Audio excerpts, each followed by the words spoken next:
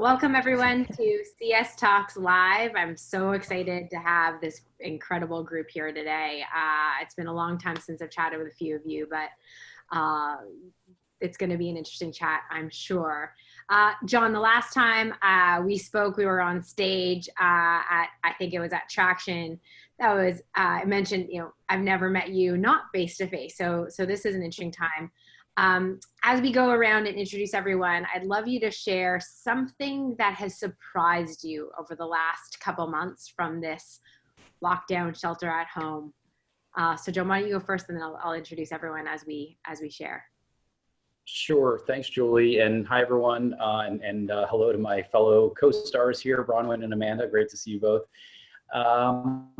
I'm John Hercine. I'm Chief Customer Officer at Box. I've been what we call a Boxer for almost 9 years. I've got actually my 9-year anniversary coming up this weekend. So, in the startup world, that's a little crazy. Never really thought I'd be here for this long, but started with Box at about 150 people, and we're just around 2,000 now.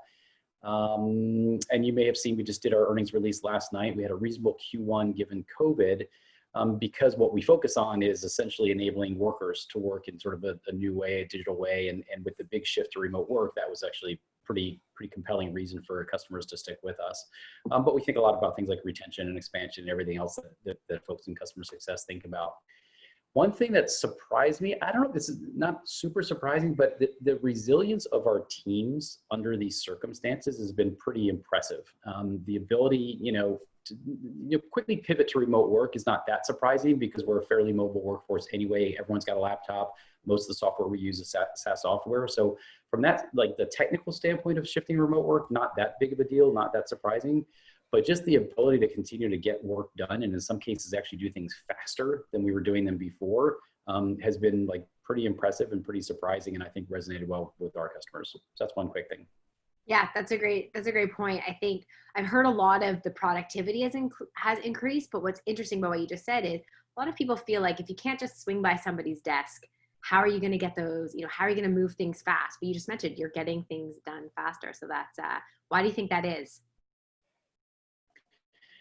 I think at the beginning, there was just a sense of urgency about everything because we had to pivot a bunch of things. A few examples, we do a certified professional program that was entirely in person before we either had people come to HQ or come to one of our other offices.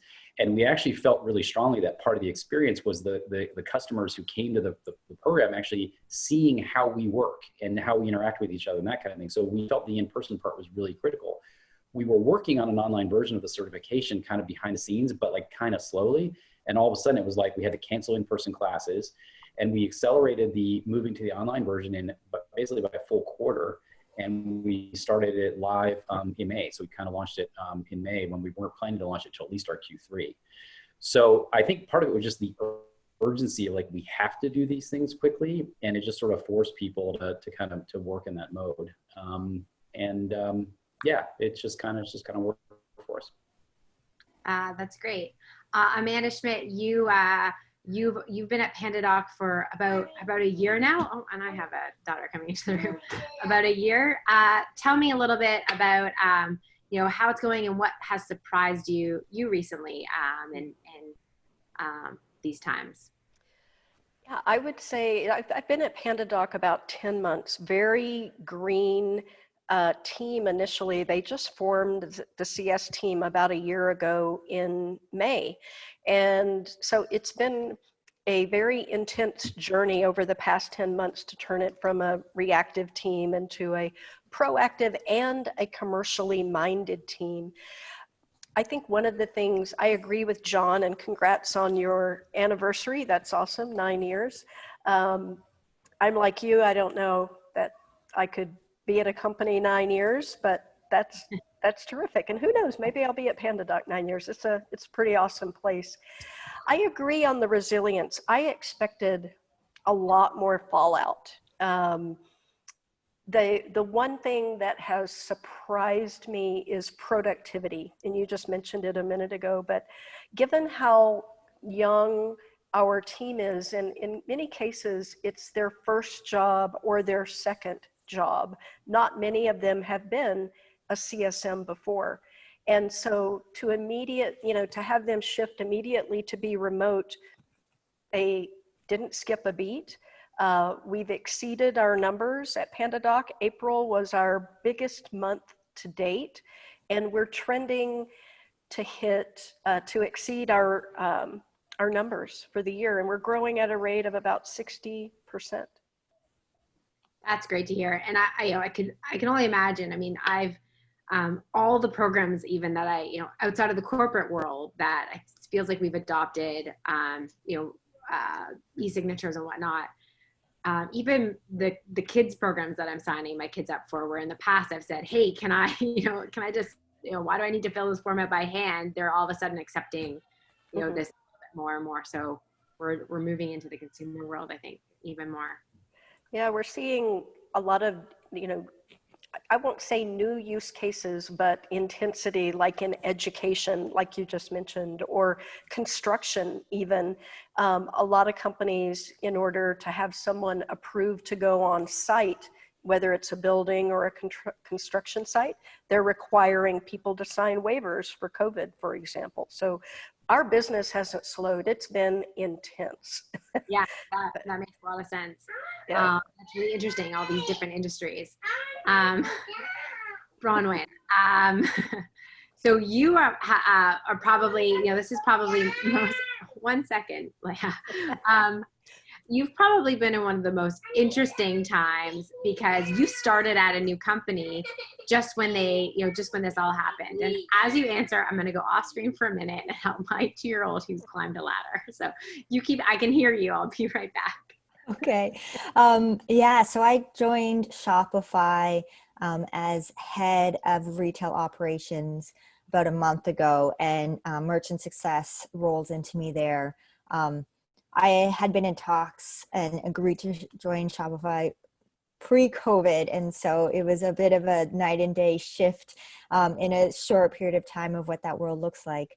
But what I will say is that what I think has been a silver lining and what's been really great over the last 2 months is seeing, not only within Shopify but elsewhere, just the agility and creativity coming out of companies. I mean, companies are pivoting really quickly to address needs. They're adapting their product to have better product market fit.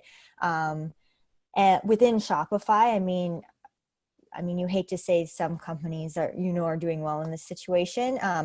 But, e-commerce is one that is busier than ever right now. And so super busy, but where I've seen a lot of agility there is just rethinking kind of archaic ways we thought about running businesses, or the ways of working we had. Like at first it was like, oh, we can't do this meeting or we can't do this because we can't be in person, to let's break it down. Like, why not?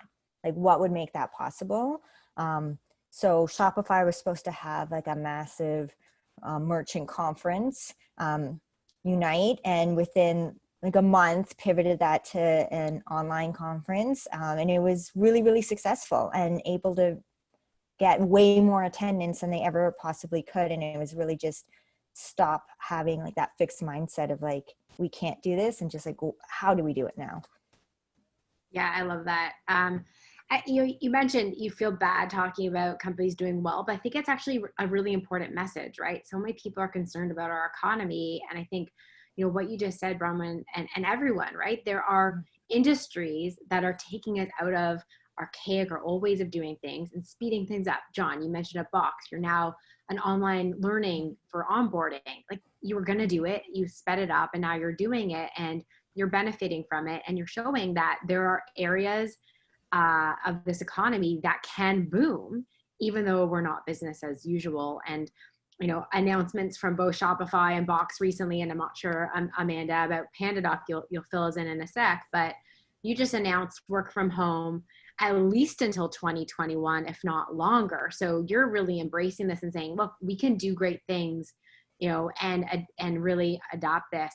What I'd love to know is, everyone sort of said, you've pivoted, you've had this sense of urgency, and I'm starting to hear a little bit of, we really leaned into this and had to do a lot of things.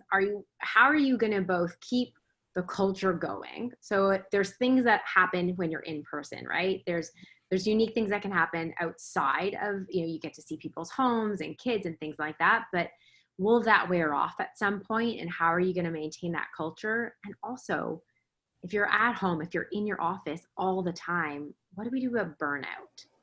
So Roman, I'm going to go back to you, since this is, Shopify would, like, in Canada, made the first announcement of any company really adopting this. And then we'll head over to John and Amanda after. Yeah, I mean, so Shopify is moving permanently to what is digital by default. And so the norm of having this central office you need to go to, like, is just not the way we're thinking about running business anymore. And listen, there's a lot to think through for sure to make this successful. And the solutions aren't all there. I think though what's important when you're thinking about like how you make this successful is, and what, they've talked about at Shopify a lot, is taking the realization, like right now, the moment we have right now, this is the worst version of work from home.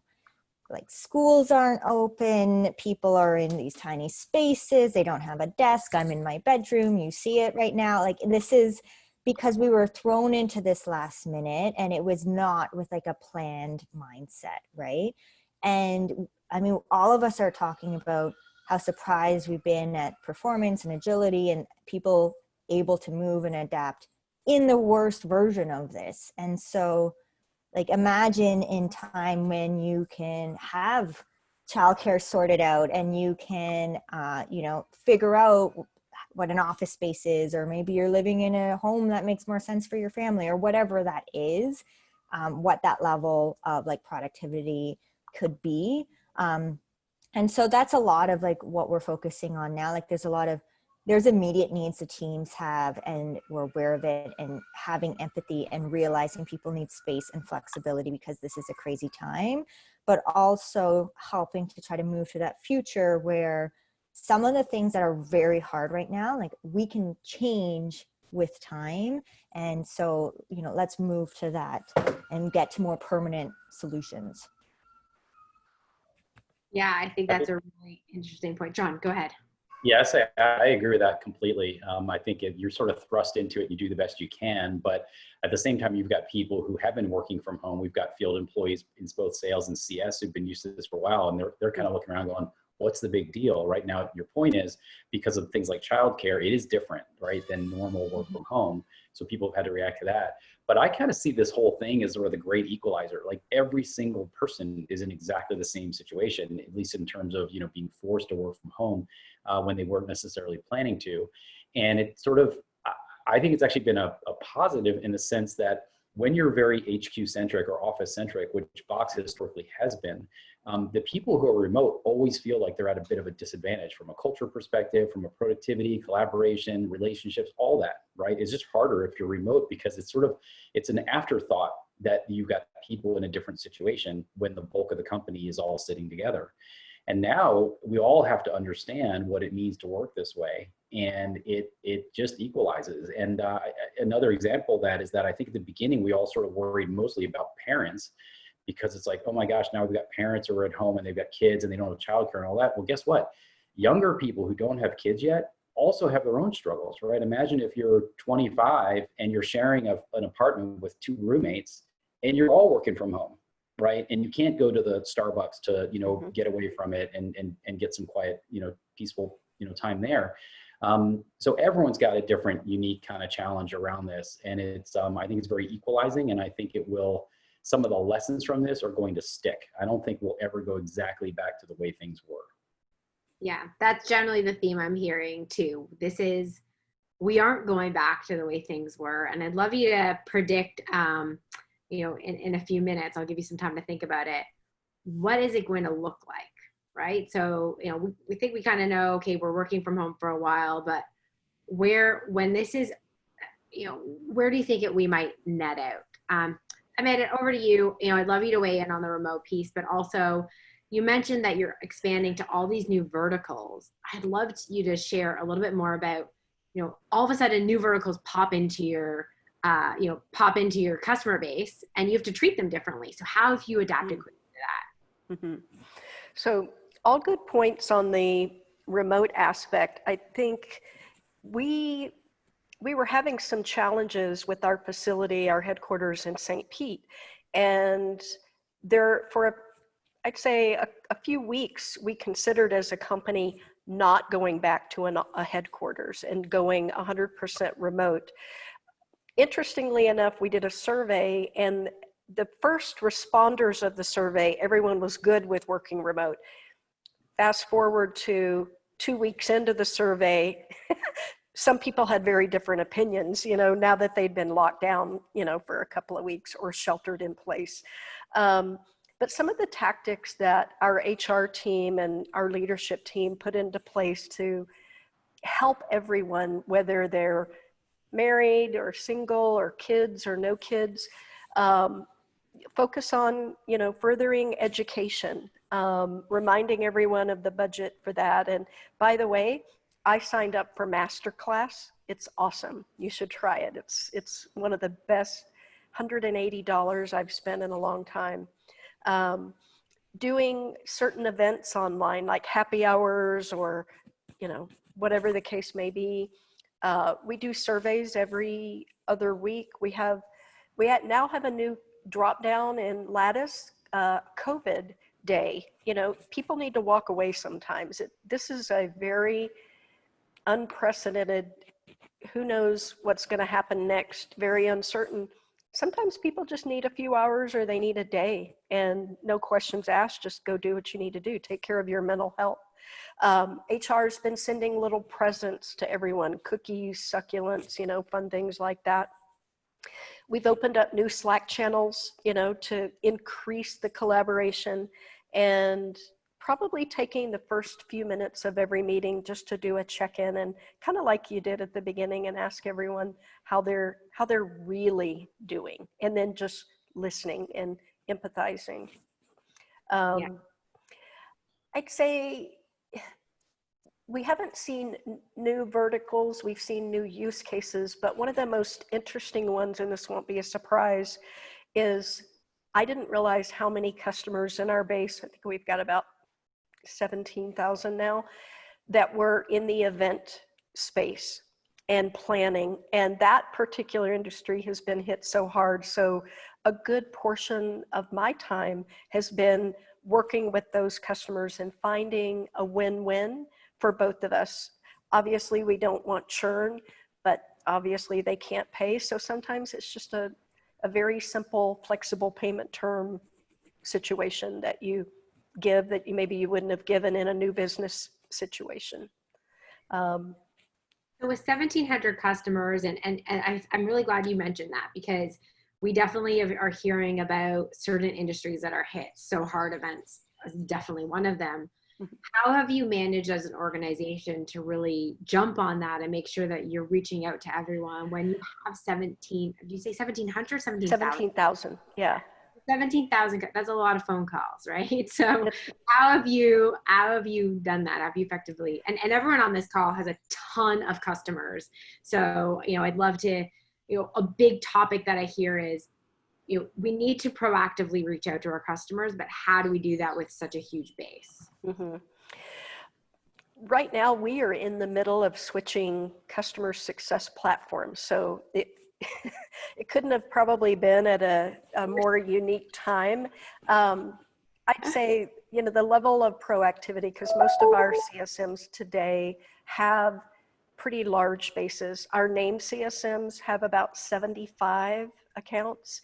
Our middle range have about 300. And then our very long tail CSMs have several thousand in their base. So to be honest, they're not as proactive today, more so on the, the upmarket side, the named.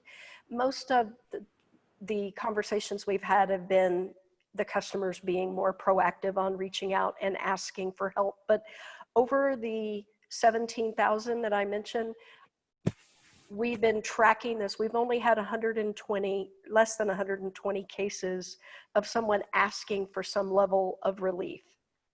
So it's actually been quite good. That's great.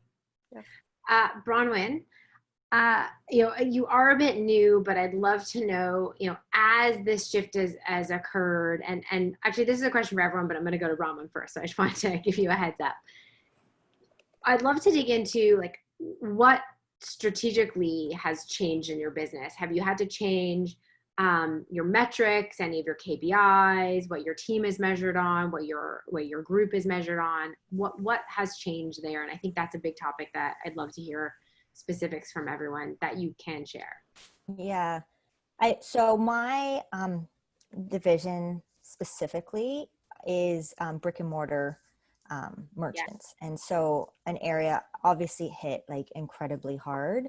And one of the things I'm really proud that Shopify did was we just stopped plans and we stopped all this preconceived notion of what our metrics should be or going to be and all of that, and just went into how do we help these merchants in the best way possible to allow them to retain their business, ideally grow up, but like move it into the online space. And that was from the top up, but like full support on our number one priority is to make merchants successful, to help merchants, not for us to be profitable, and like never forget that order of it. And so it was completely a pivot. And so the focus has been on, because at Shopify it's very product first, like shipping things that people need immediately, whether it's curbside pickup or other changes that needed to occur. And then how are we just helping people use these tools to shift their business to online and capture more of that. And now that we're seeing places starting to open, we're shifting some of our focus to helping them figure out how to open. It doesn't mean we're not thinking longer term. It doesn't mean we're not having like strategic discussions, but like there's a time and a place. And like right now the focus is completely on like people are in need right now. And like, so we need to help them like right now. So, yeah. That's pretty admirable, right? It's like, forget a little bit about what the business needs or what you thought your business needed and shift to supporting your customers and knowing that if you do that, down the road, you'll see those metrics come in. You'll see what you need to do to help, create this thriving business and whatnot. Yeah. John, how about you? What's really changed? Or have you had to make, obviously online, that's a big change, but in terms of what you measure your team on, has any of that changed? Yeah, the core metrics haven't really changed. We're still focusing on things like adoption, retention, our churn number. I also run the consulting team, so the consulting metrics are still core. So nothing's really changed in terms of what we measure. I think maybe our expectations of where some of these metrics will be right now are a bit different, right? And one area in particular we've seen pressure is in consulting or professional services. Because I think a lot of companies right now, if you're looking for places to like hold off on spending, outside consulting services is one easy one, right? It's much easier than headcount. So we have seen a little bit of slowing down in terms of consumption of services and our ability to sell services. So that's one we're watching really carefully. But in terms of adoption of the product, we've seen that actually tick up a bit, again, because of some of the factors we talked about earlier. And we're not really changing significantly the way we measure. A couple other things, though, to keep in mind in terms of, where you pivot. One is in product, as Bronwyn mentioned. Are there capabilities of the product that we could quickly add that would be very useful for customers in the short term? Another thing that we did very, very soon after this thing kind of started was we agreed to basically say to customers, look, if you need to add seats right now because of the immediate need to have people work remotely, you can do that basically without any licensing implications at all, right? And so now that immediately raises the question like, well, what happens when that period is over, and are you going to then come back and license me then? And it's like, listen, use them. We set a time period out on it. We said use it for that long. At the end of that period, if you still need them, we can have a conversation about licensing. If you don't, give them back and you're fine, right? And yeah. It's not been an issue. We had one customer out of thousands that we sent this sort of offer to, who was a little offended by it and felt like we were sort of trying to take advantage of the situation. And it's like, honestly, that's not it at all. And I think if you make a genuine effort, like it sounds like Bronwyn's company did, we're just here, we're trying to help. We know you've got some challenges that we think we can help with. That is our genuine motivation. I think it rings true to customers if you've been an authentic company. And for the most part, our reception to that was really, really positive. Good. 1 in 1,000 isn't bad. Yeah. You Yeah. mentioned changes to product. Have you always had a really good relationship with the product? But big companies, I think we talked about this in one of the times, how you might say something to product and they may or may not prioritize it, right? So have you Right. found that your influence in product has elevated a bit right now? How would I answer that? I mean, I would say we do have a generally quite strong relationship with product. We definitely don't always get what we want, but I do think that everyone in the company understands right now that responsiveness to customers and the specific needs that have been created by this situation needs to be a very high priority for everybody. And so I think there's been some natural things that product has done. One example that we pitched a product that we're still kind of thinking through is, right now companies, and in not all cases are they laying people off, they might be furloughing employees and expecting to bring them back. Well, the way you handle that in Box in terms of deprovisioning users is very different if you're terminating someone versus if you actually want them to come back. So are there things we can do on the product side to make it easier for someone to sort of temporarily disable an account but bring it back later without having to reshuffle all their content? So there's things like that they've absolutely listened to, and they're trying to work with us creatively to say, well, do we really need to change the product, or is there some other way to solve that problem? But everyone understands like those kinds of things make it easier for customers, and that's a good thing right now. Yeah, and that's definitely a shift in probably their priority matrix as well in terms Totally. of how they evaluate. So they're rethinking the whole roadmap, right, based on what matters now. So yeah. Very cool. Amanda, a bunch of things that we're chatted about, KPIs, metrics changing, relationship with product, pick a topic that you lean into it. I'd love to hear some of your thoughts. Sure. When I started at PandaDoc, there was an unusual focus on expansion and not so much on retention. And that was unlike any company I'd ever joined. And I said, at some point, this will change. And certainly with COVID, it did. And I think one of the things we did in Q2 was we changed our KPIs and the way our CSMs are comped from the largest one was expansion, then retention, then adoption. Now it's retention, adoption, expansion. But even with that, we typically will ask the team to pivot. Like here we are in the last 2 days of the month. So I've said, hey, let's take these 2 days and focus on expansion, and we'll get back to retention on Monday. A day or two is not gonna hurt that much. But what that's enabled us to do is have the conversations to retain the customers and to try to find that win-win versus just letting something churn because they think we're not going to be flexible. Yeah. I think that's one of the most important lessons that companies can really take in today. New logo, new revenue is down, for the most part across the board, not in all industries. And how you are going to win the long game is focusing on retention. If you lose a customer, they're gone for good. If you lose a little bit of revenue right now, it's okay because you get to keep them for the long tail. Yeah. I think at first my CRO was concerned that if we had too much flexibility that we're only delaying a churn problem, but that's not what we're seeing. What we're seeing is now that things are starting to open up, people are paying those 90-day pushes of invoices, and getting creative pays off. Yeah, definitely. Okay, we have about 1 minute. I'm sure you all have meetings to go to because we're in customer success. Rapid fire closing statement. If you had one piece of advice to give yourself now that we're 2 months into it, when this first started, week 1, what would it be? John, you're going to go first. Okay, so if I had a 1-day warning before we were told to clear out of the office and work from home, I would have grabbed one of those massive, big canisters of gummy bears, because the snack game at my house is much worse than the snack game in the office. So I would advise myself to steal from the company. That'd be my advice. John, you made me promise not to say something. I didn't do it. Bronwyn, how about you?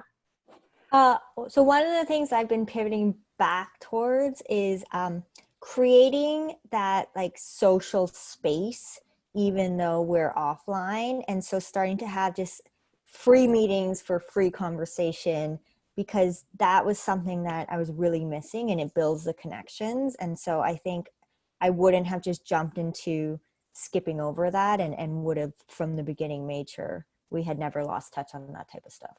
Right. Are you talking about generally like your social, or as you started in a new company, you know, how you sort of meet a few people, let's go grab coffee, those types of things? Yeah. Yeah. And even within my team, it it was just one-on-one meetings I was happening where when you're in an office, you have that time for just free thought. And so creating space for that free thought to occur. That's important advice for anyone starting a new now. And Amanda, how about you? One piece of advice. I wish I had leveraged, obviously I leverage Zoom a lot in my day-to-day, but from a personal perspective, I've used it, you know, to play games with my family and catch up with girlfriends for a virtual happy hour. I'd say do more of that, because that really helps your mental health to stay connected to those you love. Absolutely. Stay connected to those you love.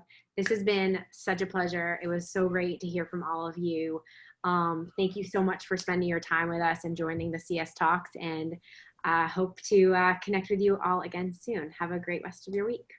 Bye all. Bye. Thanks, Julie. Thanks, everyone.